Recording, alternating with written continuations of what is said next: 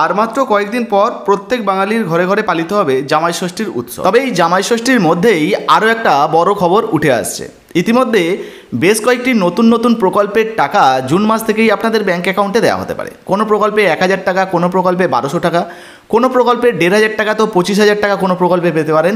আবার কোনো কোনো প্রকল্পে 5000 টাকাও আপনার ব্যাঙ্ক অ্যাকাউন্টে ঢুকতে পারে। তো এই জুন মাসে বা জামাই ষষ্ঠীর মাসে কোন কোন প্রকল্পের টাকা আপনার ব্যাঙ্ক অ্যাকাউন্টে ঢুকতে পারে, কোন প্রকল্পের কত টাকা আপনি পেতে পারেন বা কারা কারা পাবেন, সমস্ত কিছু এই ভিডিওতে জানাবো। তাই ভিডিওটা একটু স্কিপ না করে পড়ে দেখুন। আপনি যদি আমাদের চ্যানেলে নতুন আসেন অবশ্যই চ্যানেলটিকে সাবস্ক্রাইব করে পাশের বেল আইকনটিকে অন করে রাখবেন এই ধরনের গুরুত্বপূর্ণ ভিডিও সবার আগে পাওয়ার জন্য। ফেসবুক থেকে দেখলে ফলো করতে ভুলবেন না। চলুন শুরু করা যাক। তো এবারে আমরা দেখে নেব এই জামাই ষষ্ঠীর মাসে অর্থাৎ জুন মাসে কোন কোন প্রকল্পের টাকা আপনাদের ব্যাঙ্ক অ্যাকাউন্টে আসতে পারে। দেখুন, বলা হয়েছে জুন মাসে প্রত্যেক সুবিধাভোগীদের জন্য বড় সুখবর। সময়ের সাথে সাথে পরিবর্তন হচ্ছে সাধারণ মানুষদের জীবনযাপনের ধরন। কিছু মানুষ নিজেকে উন্নত করে তুলতে ব্যবসার পথ অবলম্বন করেছে, কিছু মানুষ উন্নতি এবং সাফল্যের মুখ দেখেছেন। তবে সবাই কিন্তু একই রকম নয়, সবাই এই সাফল্য পাননি। পশ্চিমবঙ্গে এখনও প্রচুর গরিব খেটে খাওয়া মানুষ রয়েছেন যাদের নুন আনতে পান্তা ফুরোয়।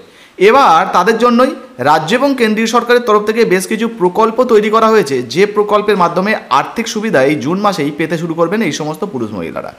তো বর্তমানে সামনেই রয়েছে জামাই ষষ্ঠী, আর এই জামাই ষষ্ঠীর মাসেই অর্থাৎ জুন মাসেই কোন কোন প্রকল্পের টাকা আপনাদের ব্যাঙ্ক অ্যাকাউন্টে ঢুকতে পারে, কোন প্রকল্পের কত টাকা করে পেতে পারেন, সমস্ত কিছু এক এক করে আমরা এই ভিডিওতে জানবো।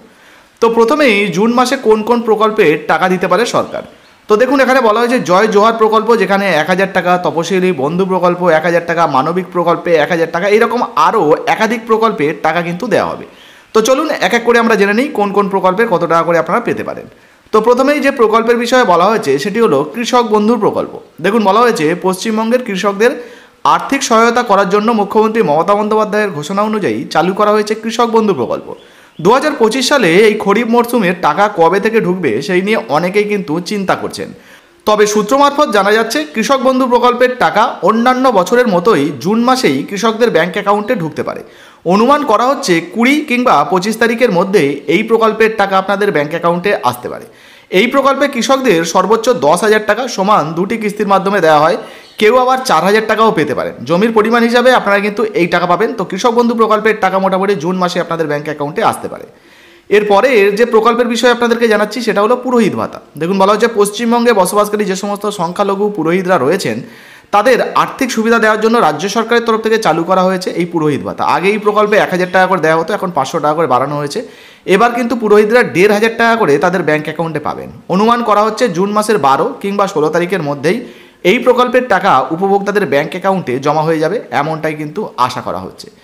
এর পাশাপাশি লোকপ্রসার প্রকল্পও রয়েছে, যে প্রকল্পের টাকা আপনারা পেতে পারেন। দেখুন, বলা হচ্ছে পশ্চিমবঙ্গে বসবাসকারী এমন বহু মানুষ রয়েছেন যারা শিল্প কাজের সঙ্গে যুক্ত রয়েছেন, যেমন গান বাজনা, কীর্তন, বাউল, কবিয়াল ইত্যাদি। এগুলোই কিন্তু তাদের পেশা, এগুলো করেই তারা কিন্তু জীবিকা নির্বাহ করেন। রাজ্য সরকারের তরফ থেকে এই সমস্ত মানুষদের জন্য চালু করা হয়েছে লোকপ্রসার প্রকল্প। এই প্রকল্পের মাধ্যমে 1000 টাকা করে দেওয়া হয়। মোটামুটি 18 থেকে 20 তারিখের মধ্যে এই প্রকল্পের একটা কিস্তির টাকা আপনাদের ব্যাঙ্ক অ্যাকাউন্টে আসতে পারে। এরপর আরও একটা বাংলার জনপ্রিয় প্রকল্প, সেটি হলো বাংলা আবাস যোজনা। দেখুন, বলা হয়েছে পশ্চিমবঙ্গে বসবাসকারী গরিব খেটে খাওয়া মানুষদের মাথার উপর ছাদের ব্যবস্থা করার জন্য রাজ্য সরকারের তরফ থেকে চালু করা হয়েছে বাংলা আবাস যোজনা। গত ডিসেম্বর মাস থেকে প্রথম কিস্তির 60,000 টাকা দেওয়ার কাজ শুরু হয়েছিল এই প্রকল্পে। এবার কিন্তু দ্বিতীয় কিস্তির যে 60,000 টাকা সেটাও দেওয়া শুরু হয়েছে 20 তারিখ থেকে। তো এবার ধাপে ধাপে টাকা দেওয়ার ফলে সবাই যে একই তারিখে টাকা পাবেন বা আজকালের মধ্যে টাকা পাবেন এমনটা নয়। ইতিমধ্যে যারা ধরুন দেরিতে প্রথম কিস্তির টাকা পেয়েছিলেন বা যারা এই মাসে পাবেন না, তাদেরকে কিন্তু জুন মাসে আবাস যোজনার কিস্তির টাকা তাদের ব্যাঙ্ক অ্যাকাউন্টে দেওয়া হবে। তো ধাপে ধাপে দেওয়ার ফলে আপনারা কিন্তু জুন মাসেও আপনাদের ব্যাঙ্ক অ্যাকাউন্টে এই প্রকল্পের টাকা পেতে পারেন।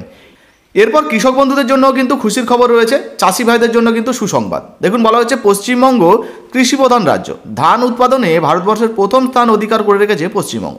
তবে কৃষিকাজের সঙ্গে যে সমস্ত কৃষক বন্ধুরা যুক্ত রয়েছেন, যারা চাষবাস করেন, তাদের কিন্তু অনেকেরই বছরের কিছু কিছু সময় ফসলের ক্ষতি হয়। আর সেই অনুযায়ী যে সমস্ত কৃষকদের ফসলের ক্ষতি হয়েছিল তাদের মধ্যে থেকে প্রায় 1,02,000 কৃষকদের ব্যাংক অ্যাকাউন্টে মোটামুটি 1,58,000 কোটি টাকা ফসলের ক্ষতিপূরণের জন্য রাজ্য সরকারের তরফ থেকে কিন্তু পাঠানো হয়েছে। তবে মূলত যে সমস্ত আলু চাষিরা ক্ষতিগ্রস্ত হয়েছিলেন, যাদের আলু ক্ষতি হয়েছিল, সেই সমস্ত চাষিদেরকে কিন্তু এই টাকা দেওয়া হচ্ছে বলে জানান মুখ্যমন্ত্রী। তবে এই টাকাও ধাপে ধাপে দেওয়ার ফলে জুন মাসে আপনাদের ব্যাংক অ্যাকাউন্টে আসতে পারে। আপনাদেরকে আবারও জানিয়ে দিই, কৃষক বন্ধু প্রকল্পে যদি আপনি আবেদন করে থাকেন তাহলে কৃষক বন্ধু প্রকল্পের টাকাও মোটামুটি জুন মাসে আপনাদের ব্যাংক অ্যাকাউন্টে ঢুকতে পারে।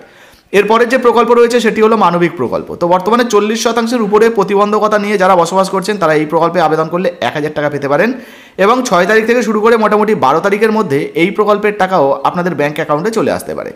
এর পাশাপাশি রয়েছে তপশিলি বন্ধু প্রকল্প। তো 60 বছরের ঊর্ধ্বে যে সমস্ত তপশিলি সম্প্রদায়ের পুরুষ মহিলারা রয়েছেন যারা বৃদ্ধ ভাতার জন্য আবেদন করেছেন তাদেরকে 1,000 টাকা এই প্রকল্পের মাধ্যমে দেওয়া হতে পারে। এখানেও কিন্তু মোটামুটি 6 থেকে 12 তারিখের মধ্যে আপনাদের ব্যাংক অ্যাকাউন্টে এই 1,000 টাকা জমা হতে পারে।